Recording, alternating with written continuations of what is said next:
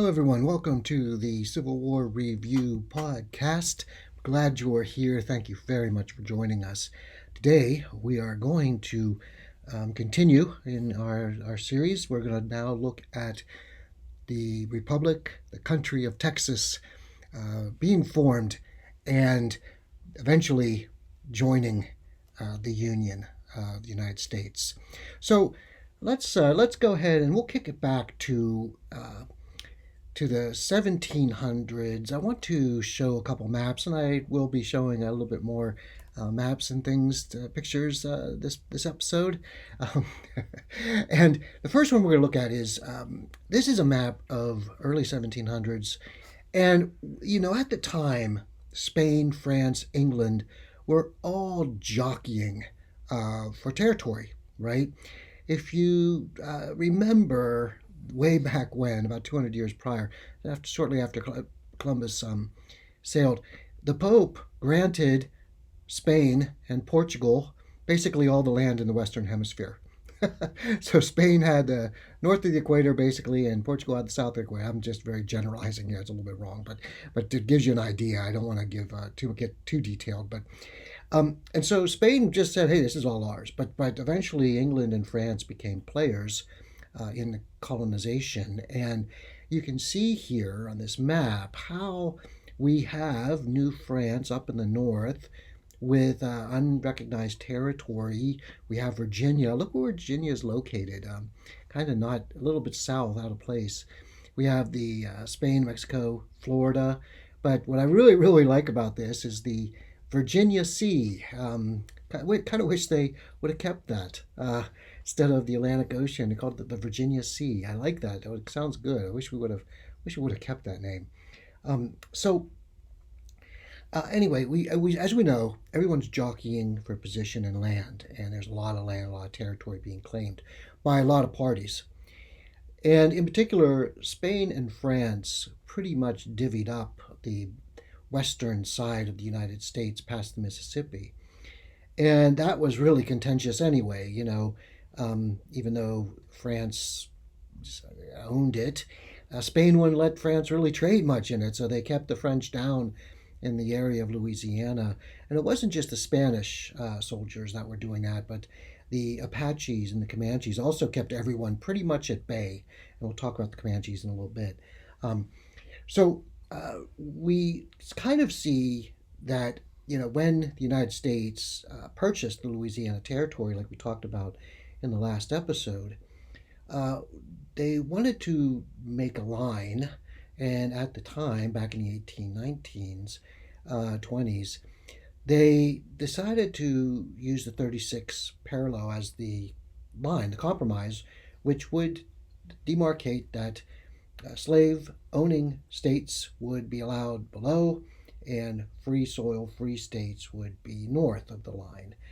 Now, anytime you have someone drawing a line drawing a line on the map, saying that's the boundary, deal with it, it's never going to be a good thing.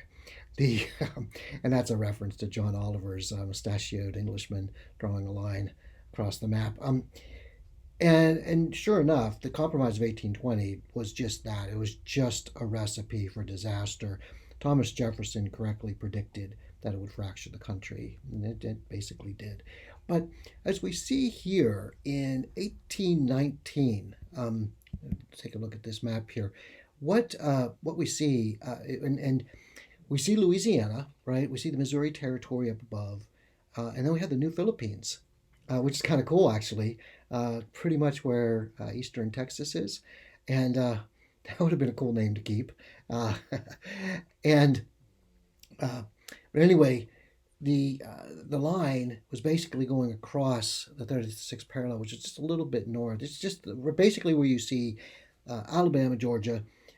That's that line right there. That's the 36th parallel that they drew across the map, and obviously. They didn't know this at the time because Spain still owned all this land, but the number of new states that would be allowed were definitely a lot less in the south than what was given in the north from this line. And and if you think about it, it's kind of like this. I'm going to draw a scenario here. Let's say that you're in a community club, right? And you have alcohol. You have a group of people that want to serve alcohol, and you have a group of people that don't want to serve alcohol here at the club.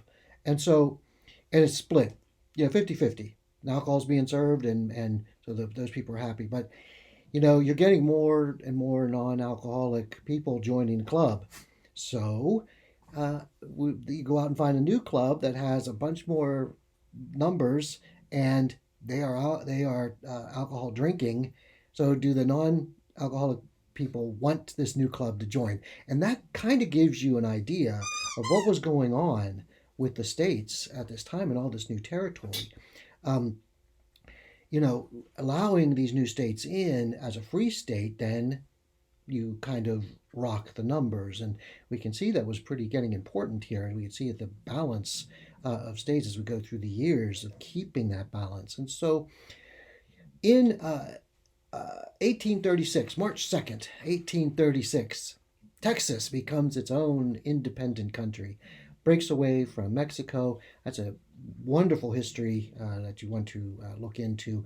For our purposes here, we are going to focus on why wasn't this territory immediately annexed in the United States? And part of the issue was the um, the balance of power. So there's a lot of pushback about bringing another slave state into the Union that would, shift the balance of power to one side. The Republic also was having its own troubles, right? It was just trying. It had Spain, that was Mexico, that was constantly harassing it. It also had the bigger threat was the Comanches. Now, we did talk about this book, Empire of the Summer Moon, which I highly recommend if you haven't read this. It's a really good book. And it's something that we don't hear a whole lot about in our history, but classes in the United States. But the Comanches pretty much owned from Colorado south, almost into Mexico. That was all their land, and they almost had their own state, own country. Um, it was very close to becoming that. It's something that's a little bit beyond the scope of this podcast, but they had a treaty set up that they were actually going to get all of western Texas and north, etc. But they were the lords of the plains. No one could stop them. They pushed the Apaches west into the mountains. They were the ones who came down and just pretty much cleared out all the missions, all the settlements. They would raid, and their hauls that they would take back to their settlements were huge. I mean, just miles of, horses dragging bounty all the way back. It was quite impressive. And like I said, there was just no answer for them. They not only like basically lived on the horse, they could ride, they could fight, they could shoot, they did everything.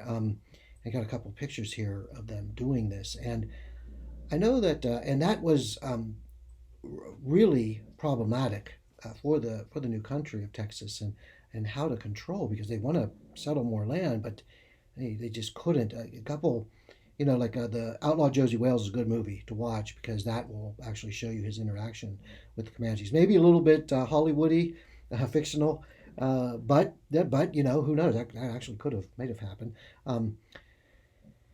There's been a comparison between, like, well, what would happen if the Comanches had met the Mongolians, right? And the Mongolians were very similar.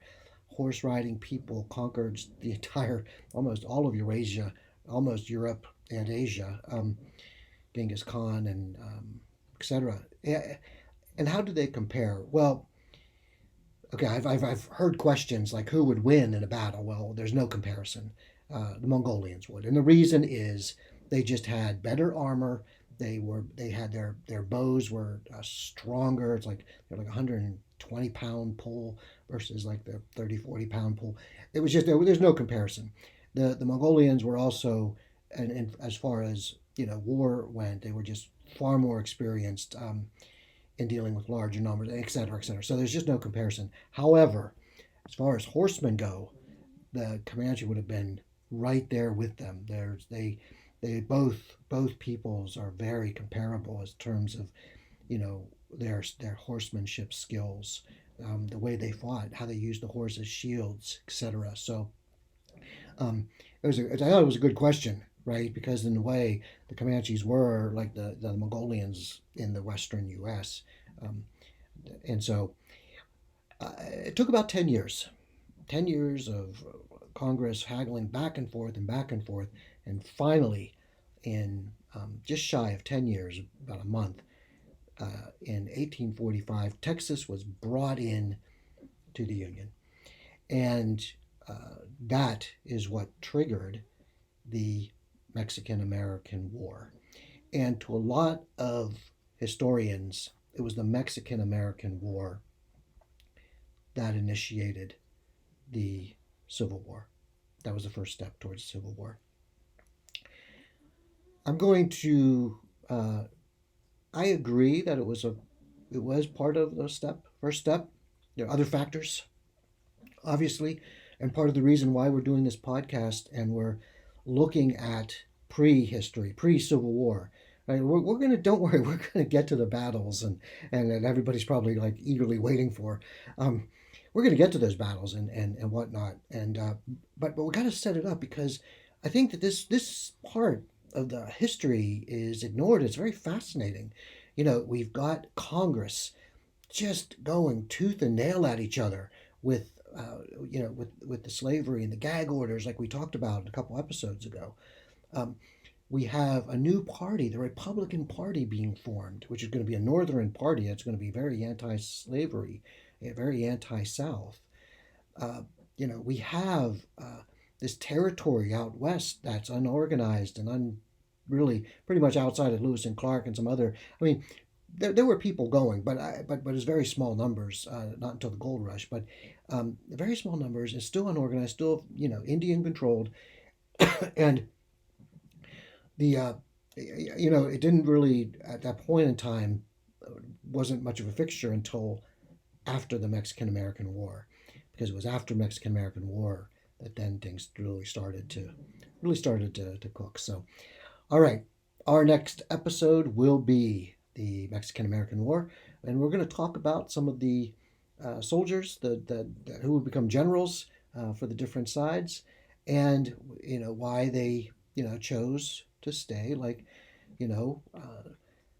why did Robert E. Lee decide to fight for Virginia, fight for the South and the Confederacy? And we'll talk about those reasons. And things that we need to keep in mind are all of these past events that we're going over now, and then in addition, we need to keep understanding that unlike today, back then, your state was the most important part of you. You belonged, for example, like I belonged to South Carolina, right? Or so and so belonged to Pennsylvania, right?